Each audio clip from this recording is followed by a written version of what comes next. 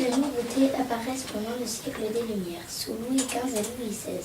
Par exemple, Benjamin Franklin étudie l'électricité. Les frères Montgolfier inventent la montgolfière, énorme ballon qui vole grâce à de l'air chaud. Bravo Ange. Alors, vous m'écrivez s'il vous plaît une montgolfière.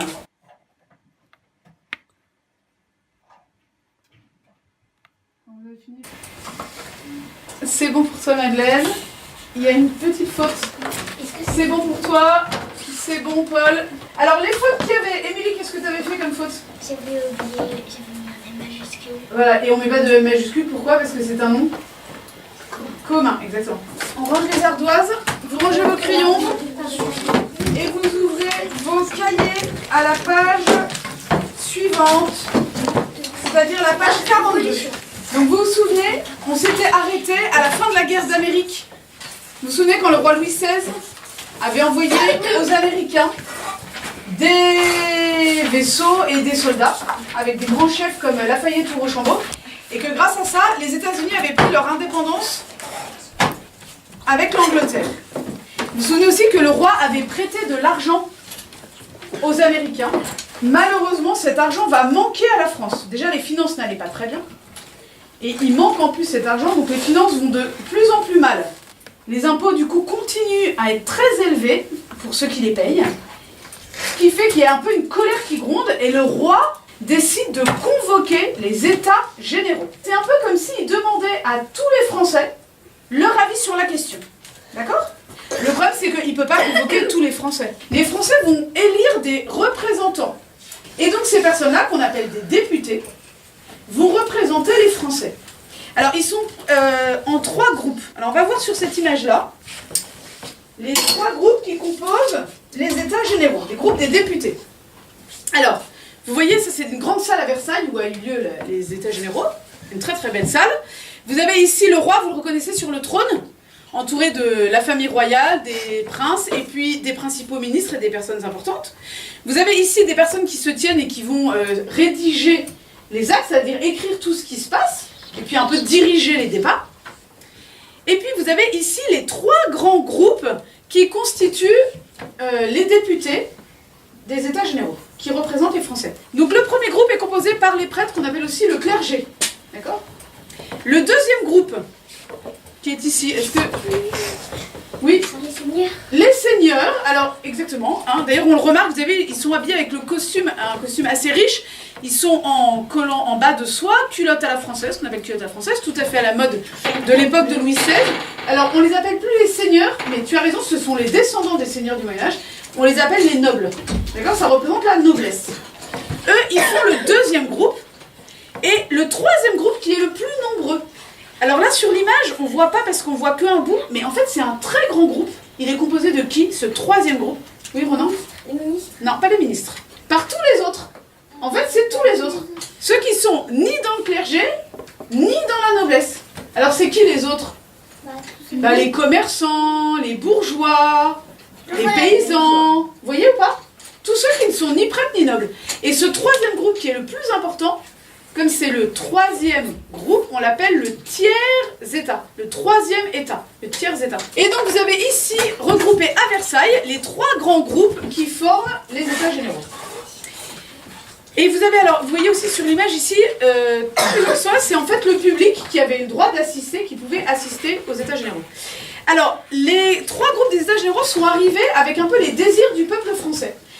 Alors pour ça, ils ont écrit dans ce qu'on a appelé des cahiers de doléances. Les débats ont commencé.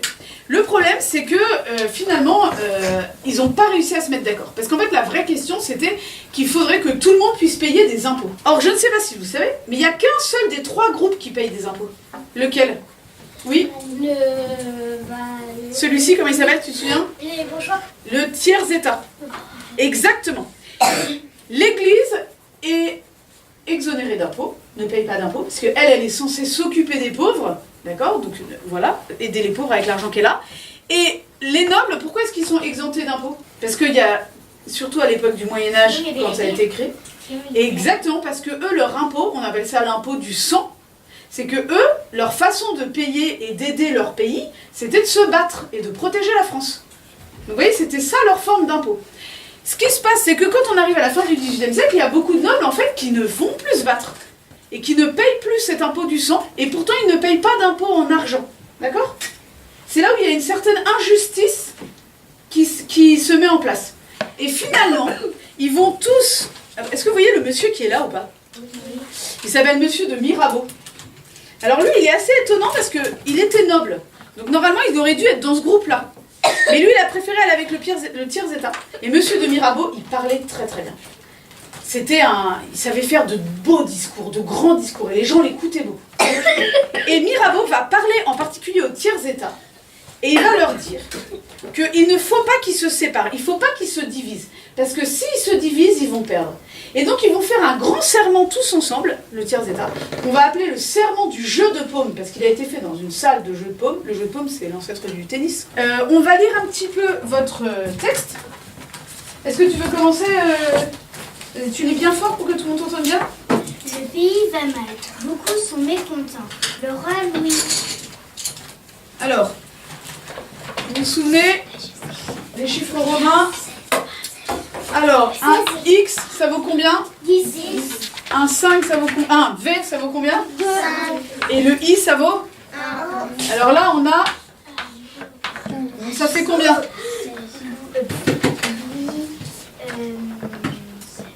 16. Voilà, 10, plus 5, plus 1. D'accord? Alors, Louis XVI... Le roi Louis XVI est très préoccupé parce qu'il n'a plus d'argent. Il faut absolument en trouver. Les représentants des Français se réunissent pour trouver des solutions à ce terrible problème d'argent. Mais le temps passe et rien ne se décide. Un jour l'inquiétude gagne les Parisiens. On dit que le roi a fait venir des troupes autour de Paris. On dit que les nobles veulent affamer la population, que des brigands vont arriver. Alors, attends, on va faire une pause, c'est ça. Donc vous voyez, il y a un climat un peu de grande insécurité qui va se mettre en place. Les Français savent plus trop quoi penser. Ils sont très perturbés par ces grands débats qu'il y a avec les États généraux et puis ces grands changements. Et du coup, les Parisiens en particulier vont se révolter, faire des barricades. Donc vous savez, des barricades, c'est quand on barre les rues. Alors on met des charrettes, on met des barrières pour un peu empêcher le passage des troupes et que les soldats puissent pas venir, parce qu'il y a beaucoup de bruit qui court, des rumeurs. On dit que la reine, qui est autrichienne, vous savez, la reine Marie-Antoinette, est en fait une amie des ennemis. On dit que le roi va faire venir des troupes pour fusiller les Parisiens. Vous voyez, en fait, on ne sait pas trop ce qui se passe. Et du coup, dans cette inquiétude, les Parisiens se révoltent et ils vont aller prendre une vieille forteresse qui est dans Paris. Oui, c'est la Bastille. C'est la Bastille, exactement. Alors, c'est un très vieux château fort qui existe depuis très longtemps. Et en fait... Exactement. Alors, il ne sert plus comme château fort parce que Paris a grandi. Donc maintenant, il n'est plus au bord de Paris, donc il ne sert plus à protéger Paris. Mais on l'utilise comme une prison. Donc vous voyez, c'était un énorme château, un gros château fort, avec des murs très épais. Mais en fait, c'était une prison qui, malgré sa grosse taille, était peu gardée. Il y avait quelques soldats, mais il n'y en avait pas beaucoup. Il y avait quelques prisonniers à la Bastille. Mais c'était un peu un symbole. Vous voyez, ça représentait l'autorité du roi. Et donc, les Parisiens vont aller prendre la Bastille, ce qui est fait assez facilement. Ils vont réussir très facilement à prendre la Bastille. Et ils délivrent la Bastille, ils délivrent les prisonniers. Ils sont dans une grande joie. Ils ont un peu l'impression d'avoir fait quelque chose d'extraordinaire, de faire tomber ce grand symbole qu'est la Bastille. Malheureusement, il va y avoir, comme souvent, quand il y a une foule, des débordements. Et du coup, ceux qui ont pris la Bastille vont décapiter les soldats et vont promener leur tête au bout des pics. Alors, le 14 juillet 1789, un millier de Parisiens et de soldats se dirigent vers la Bastille, cette grande forteresse médiévale qui sert de prisonnier, de prison et de dépôt d'armes. Un dépôt d'armes, c'est-à-dire que c'est ici qu'on entreposait des armes. Ces hautes tours. Alors on ne fait pas la liaison parce qu'il y a un H aspiré. Ces hautes tours. Ces hautes tours et ces grandes murailles se dressent depuis des siècles au-dessus des maisons de Paris. Ils veulent se battre et entrer dans la Bastille. On tire de tous côtés. À l'extérieur, la garde française, cette troupe d'élite chargée de la protection de la famille royale, se range du côté des Parisiens et tire au canon sur les murailles. La bataille dure 4 heures. Les émeutiers entrent dans la forteresse, tuent le gouverneur et ses amis, libèrent les quelques prisonniers et emportent les armes. Le lendemain, on commence à détruire la forteresse.